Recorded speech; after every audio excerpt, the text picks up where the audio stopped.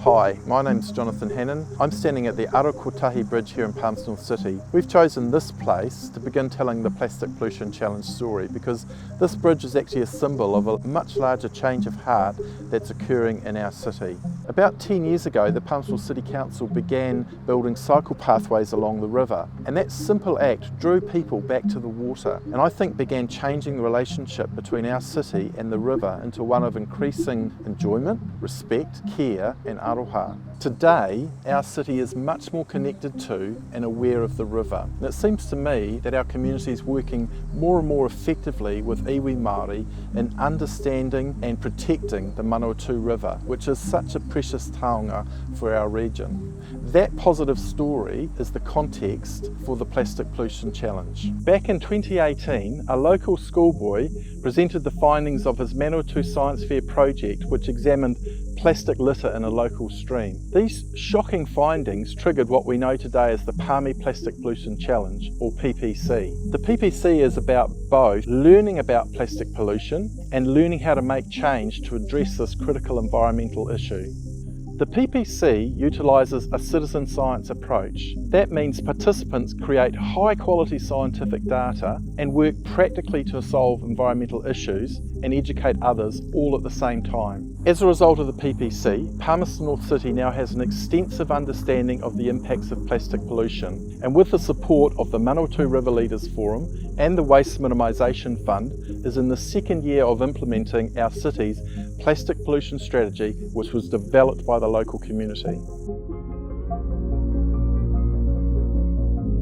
The PPC is now working right across Dannevirke, Ashurst, Fielding and communities right across the Manawatu River catchment. And when we get to the ocean at Foxton, we connect up with and collaborate with Sustainable Coastlines New Zealand and their nationwide beach litter survey. In this video, we're going to give you a practical demonstration of site selection, data collection and analysis. Now let's face it, collecting data in an urban stream environment is challenging, but this research is really important in giving your community an understanding of how to address the issue of plastic pollution. The first step is to select the waterway.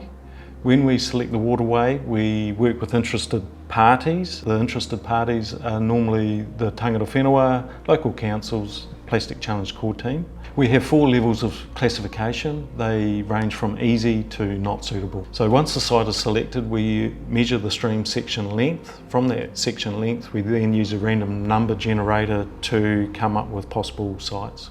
At this point, we take note of the hazards, possible hazards, and accessibility of the site. After site assessment, we plan dates and organise groups to sample. Visit the site before collection day and identify all risks and hazards and think about how you're going to manage them. On the day, make sure that your group understands the possible hazards. For example, here we've got long grass to be careful of. There's a bank just behind me. Identify protective equipment, the first aid kit and the first aid person, and ensure that the group sign off on the health and safety plan. Explain to them why it's important that we follow the scientific methodology, because this is citizen science. To locate your collection site, measure from a reference point such as the bridge. The sites have been created using random numbers to sample the waterways. Measure the stream width and mark out a 100 square metre area. So this will vary in length according to the width of the stream that you've measured. When you've marked out the site with flags, then it's time for collection. Collect every piece of litter from big to small from the collection area. Begin downstream and work towards the stream flow so that any disturbance will be behind you. Check between plants, on the soil and under the surface silt in the stream for any litter. All the litter needs to go into one bag.